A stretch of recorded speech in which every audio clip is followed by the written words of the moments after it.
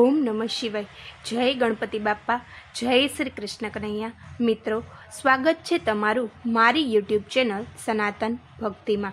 मित्रों, आजनो दिवस एटले विष्णु भगवाननो दिवस। आजे फागण महीनाना शुक्ल पक्षनी 11મી तिथि एटले एकादशीनो शुभ तहेवार छे। એટલે કે આજે આમલકી એકાદશીનો પણ તહેવાર છે। આ દિવસે આમળાના વૃક્ષની પણ પૂજા કરવી ખૂબ જ માન્યતા છે। આજના દિવસે આમળાના વૃક્ષની પૂજા કરવાથી ભગવાન વિષ્ણુ હંમેશા આપણા ઉપર પ્રસન્ન રહે છે, કારણ કે ભગવાન વિષ્ણુને આમળાનું ઝાડ ખૂબ જ પ્રિય છે। અને આજના દિવસે ભગવાન વિષ્ણુના જાપ કરવાથી પણ અનેક ગણું પુણ્ય મળે છે। વર્ષમાં 24 એકાદશી હોય છે, જેમાં 12 શુક્લ પક્ષની એકાદશી અને 12 વદ પક્ષની એકાદશી। તો આ એકાદશી પર આપણે ચાલો ભગવાન વિષ્ણુના 12 નામ જોઈએ અને આ 12 નામનો અર્થ શું છે અને વિષ્ણુના જાપ કરવાથી ભગવાન વિષ્ણુની કૃપા આપણા પણ કેવી રીતે રહે છે તેની વાત કરીશું। આ વિષ્ણુના નામનો નિત્ય જાપ કરવાથી ભગવાન લક્ષ્મીપતિ નારાયણ અને દેવી લક્ષ્મીની પણ કૃપા સતત વરસતી રહે છે। જય લક્ષ્મીપતિ નારાયણ, જય વિષ્ણુ ભગવાન। એકાદશી વ્રત અને ભગવાન વિષ્ણુના જપનું મહત્વ હિન્દુ ધર્મમાં અત્યંત ઊંડું છે। શાસ્ત્રો અનુસાર એકાદશી તિથિ પર વિષ્ણુજીનું ભજન, પૂજન અને જપ કરવાથી અનંત પુણ્ય પ્રાપ્તિ થાય છે અને પાપોનો નાશ થાય છે। એકાદશી તિથિ ભગવાન વિષ્ણુને ખૂબ જ પ્રિય છે। આ દિવસે ઓમ નમો ભગવતે વાસુદેવાય મંત્રનો જાપ કરવાનું શુભ માનવામાં આવે છે, અથવા વિષ્ણુ સહસ્ત્રનામ સ્ત્રોતનો પણ જાપ કરવો ખૂબ જ શુભ માનવામાં આવે છે। આ દિવસે ગાયત્રી મંત્રનો પાઠ કરવો પણ શુભ મનાય છે। અને જો વિષ્ણુ ભગવાનના 12 નામ એટલે કે 12 નામનો જપ કરવાથી સર્વ પાપોનો નાશ થાય છે। વિષ્ણુના જાપ કરવાથી અનેક ગણા લાભ થાય છે। વિષ્ણુ જાપ કરવાથી એકાદશી પર કરવાથી જન્મ જન્મના પાપો નાશ પામે છે। એકાદશી વ્રત અને વિષ્ણુ મંત્ર જાપ દ્વારા આત્માનો ઉદ્ધાર થાય છે। ધન, આરોગ્ય અને સુખ શાંતિ માટે આ દિવસ ખાસ માન્ય છે। કલયુગમાં કેવળ ભગવાન વિષ્ણુના નામ જપ દ્વારા ભક્ત મુક્તિ મેળવી શકે છે। જો તમે એકાદશી પર વિષ્ણુના શ્રેષ્ઠ મંત્રોનો જાપ કરો તો પણ ભગવાન વિષ્ણુ તમારા બધા સંકટ હરી તમને દુઃખમાંથી મુક્ત કરે છે। અને વિષ્ણુની કૃપા સાથે સાથે દેવી લક્ષ્મીની કૃપા પણ સતત તમારા પર રહે છે। અને આ શ્રેષ્ઠ મંત્રોમાં ઓમ નમો ભગવતે વાસુદેવાય અને ઓમ નમો નારાયણ અને શ્રી કૃષ્ણ શરણમ મમ છે। આ 3 મંત્રનો નિત્ય જાપ કરો અથવા એકાદશી પર જાપ કરવાથી વિષ્ણુની કૃપા સતત વરસતી રહે છે। અને ભગવાન વિષ્ણુની સ્તુતિ કરવી જોઈએ અને પૂજા વિધિ પણ કરવી જોઈએ। તેની પૂજા વિધિમાં વિષ્ણુ ભગવાનના ચિત્ર કે વિગ્રહ આગળ દીવો, ધૂપ, ફૂલ અને તુલસી અર્પિત કરવા। વિષ્ણુ ગાયત્રી મંત્રનો જપ કરો। આ વિષ્ણુ ગાયત્રી મંત્ર છે ઓમ નારાયણ વિદ્મહે વાસુદેવાય ધીમહિ તન્નો વિષ્ણુ પ્રચોદયાત। આ વિષ્ણુ ગાયત્રી મંત્રનો પણ જાપ કરવો શ્રેષ્ઠ માનવામાં આવે છે।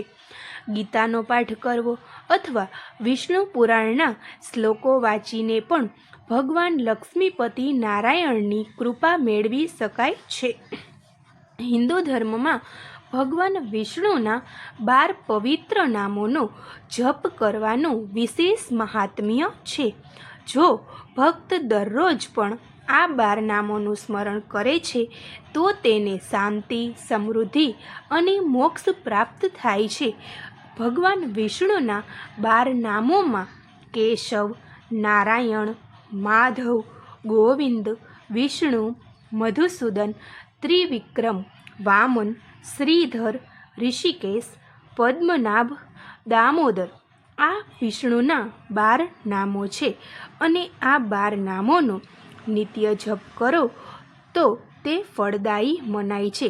ભગવાન વિષ્ણુના 12 નામનો અર્થ પણ છે અને આ 12 નામનો અર્થ ખૂબ જ મહત્વપૂર્ણ છે.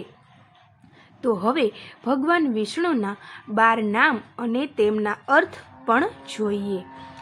પેલું કેશવ, જેના પાસે સુંદર કાળા ઘાટા વાળ છે અથવા જે બ્રહ્મા અને શિવનો સ્વામી છે.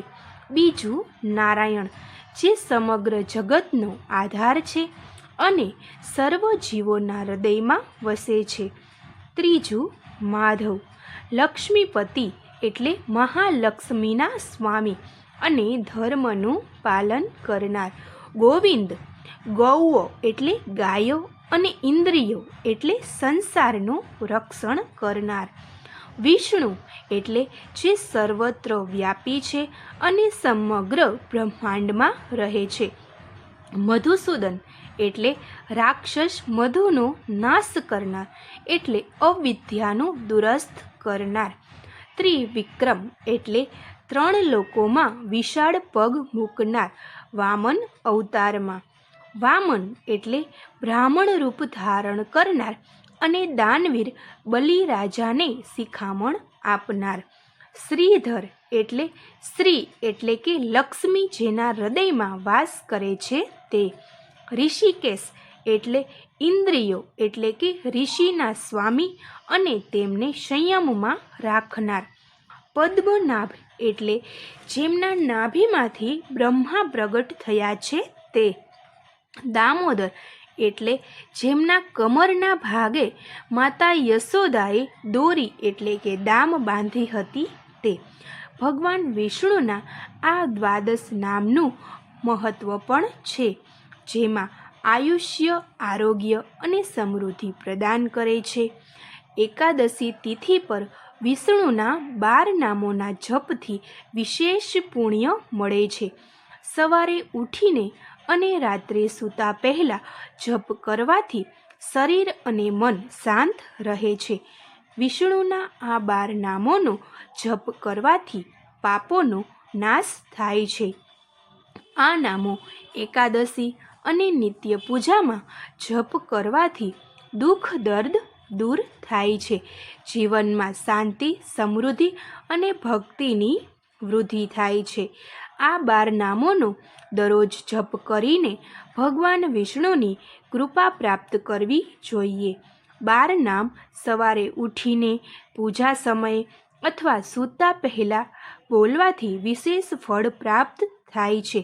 તો મિત્રો, તમે પણ નિત્ય કે દર એકાદશીના દિવસે વિષ્ણુના આ 12 નામ જપો અને ભગવાન વિષ્ણુની કૃપા મેળવતા રહો.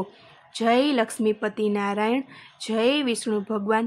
મિત્રો, જો તમને મારો આ વિડીયો પસંદ પડ્યો હોય તો લાઈક કરજો, શેર કરજો ને સબસ્ક્રાઈબ કરજો.